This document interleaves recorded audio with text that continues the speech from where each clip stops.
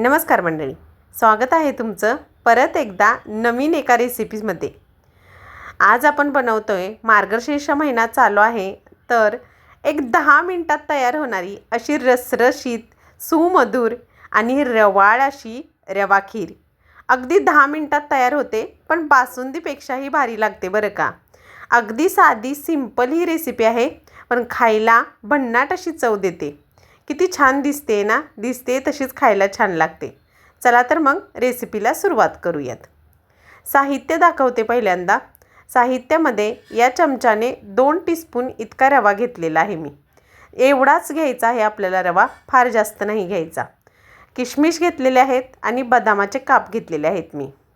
या टीस्पूनने 5 टीस्पून साखर वापरणार आहे मी। अर्धा लिटर फुल फॅट म्हशीचं कच्चं दूध घेतलेलं आहे। कच्चं दूध यासाठी घेतलेलं आहे मी, जेणेकरून रवा छान शिजला जातो।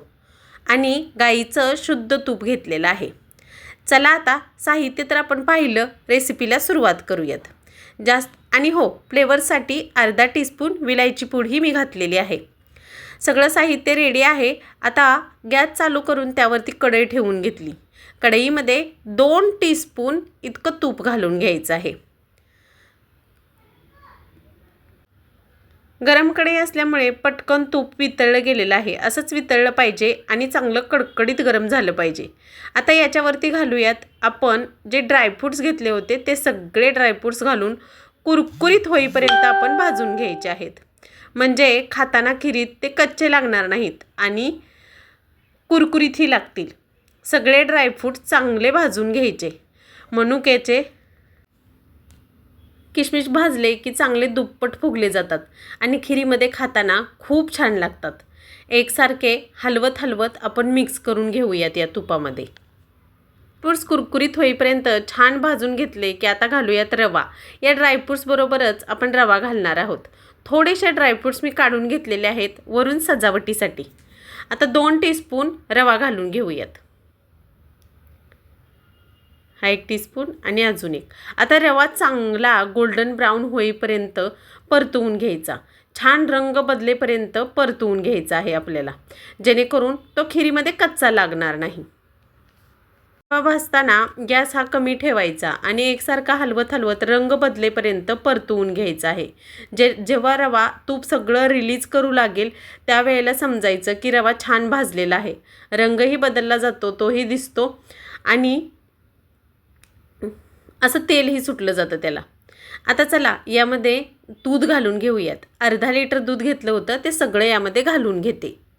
दूध घालायचं सगळं आणि दूध घातल्यानंतर खीर तशीच सोडायची नाही।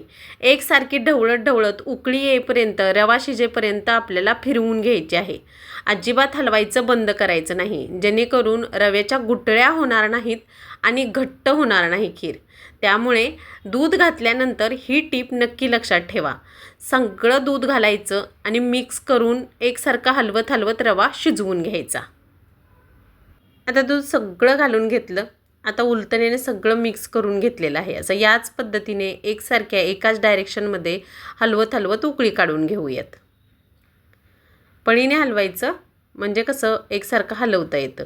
या पद्धतीने जसं चहाला करतो ना गाळणीने, त्या पद्धतीने पळीने हलवून घ्यायचं। अगदी सोपी खीर आहे। अशीच हलवत हलवत शिजवली की लगेचच खायला घेऊ शकतो। एवढं लक्षात ठेवायचं, फार जास्त रवा घालायचा नाही।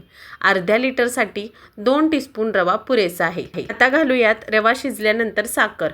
5 टीस्पून साखर मी इथे ॲड करून घेतलेली आहे। आता सगळं मिक्स करून घ्यायचं। साखर घातल्यानंतरही मिक्स करत करतच आपल्याला खीर शिजवून घ्यायची आहे। आता रंगासाठी मी थोडंसं केशर घालणार आहे। तुमच्याकडे असेल तर घालू शकता, नसेल तर ऑप्शनल आहे, फार काही गरज नाही आहे त्याची। साखर घातल्यानंतर थोडंसं सोडलं तरी चालेल। बारीक गॅसवरती अशी खीर छान उकळी काढून घ्यायची तिला, जेणेकरून रवा मऊसर शिजला जाईल, कच्चा लागणार नाही। 5 मिनिटापर्यंत अशीच खीर छान शिजू द्यायची आहे। आता हे चांगलं वरून असं केशर घातलेलं आहे मी, थोडं 1 चुटकीभर केशर घातले रंगासाठी। 5 मिनिटं चांगलं शिजवल्यानंतर परत मिक्स करून घ्यायचं आणि 2 मिनिटापर्यंत परत खीर छान शिजवून घ्यायची। एकूण 5 मिनिटं 5 ते 7 मिनटं खीर छान शिजली की झाली तयार. लगेचच खायला घ्यायची गरमागरम. एका बाजूला चपात्या करून घेतल्या आणि एका बाजूला अशी खीर बनवली तर 10 मिनटात गोडाचा पदार्थ आणि चपाती भाजी दोन्हीही रेडी होतं. त्यामुळे अगदी बात झंझट जास्त न करता छान होणारी रेसिपी आहे. गरमागरम अशी खीर, चपाती, वाटाणा बटाट्याची भाजी, डाळ भात असा कार मार्गशीर्ष गुरुवारचा उपवास सोडण्याचा बेत होता. मस्त होते खीर. तर तुम्ही कधी करताय ही खीर?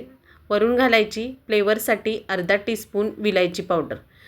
सगळी खीर करून झाल्यानंतर सगळ्यात शेवटी विलायची पूड घालायची आणि अर्धा मिनिटभर परत उकळून घ्यायची खीर, जेणेकरून विलायचीचा फ्लेवर फार छान येईल आपल्या खिरीला. पाहू शकता किती दाटसर आणि मस्त झालेली आहे खीर. एक बाउल घेतलेला आहे. या बाउलमध्ये मी काढून दाखवणार आहे खीर किती सुंदर आणि छान झालेली आहे. या मार्गशीर्ष महिन्यात अशी खीर तुम्ही एकदा नक्की करून पहा. थंडीही आहे आणि झटपट होणारी रेसिपी आहे. आणि तुमची रेसिपी कशी झाली हे कमेंट करून सांगायलाही विसरायचं नाही बरं का. किती छान दिसते ना खीर. अगदी सुमधुर, रसरशीत, रवाळ म्हटल्याप्रमाणे आहे ना. मस्त होते. एकदा नक्की करून पहा. आणि मंडळी, कशी वाटली तुम्हाला आजची रेसिपी हे कमेंट करून सांगायलाही विसरू नका. रेसिपी आवडली तर लाईक, शेअर, सबस्क्राईब ही जरूर करा. अशाच नवनवीन रेसिपी चॅनलवरती अजूनही आहेत, त्या अजून पाहिल्या नसतील तर त्याही पाहून घ्या. किती छान दिसते ना. वरून डेकोरेशनसाठी थोडेसे काजू बदाम ठेवले होते, ते घालून घेणार आहे मी. गुलाबाच्या पाकळ्या आहेत त्याही घालून घेणार आहे. यामुळे काय होतं, डेकोरेशनची शोभा तर वाढतेच रेसिपीची, पण पाहता क्षणी खावंशी वाटते. त्यामुळे थोडंसं डेकोरेशन रेसिपीसाठी हवंच नाही का. असे वरून सगळे काजू बदाम घालून घेतले. गुलाबाच्या पंखुड्या अशा अंगणात गुलाबाची फुलं आली की ती अशी सुकवून ठेवते मी वरून घालण्यासाठी आणि आरोग्यदायीही असतात. त्यामुळे माझी ही ट्रिक तुम्हाला कशी वाटली हेही मला नक्की सांगा. मंडळी, कशी वाटली आजची रेसिपी? अगदी साधी, सिंपल, छान आहे ना. रेसिपी आवडली तर चॅनलला लाईक, शेअर, सबस्क्राईब जरूर करा हां. आणि रेसिपी जर तुम्ही करून पाहिली ना तर ती कशी झाली हेही मला नक्की कमेंट करून सांगा. अशाच नवनवीन रेसिपीसाठी रेश्माज किचनला लाईक, शेअर, सबस्क्राईब जरूर करा. आणि अशाच नवनवीन रेसिपी कोणत्या तुम्हाला पाहायला आवडतील पुढच्या व्हिडिओमध्ये हेही मला कमेंट करून नक्की सांगा.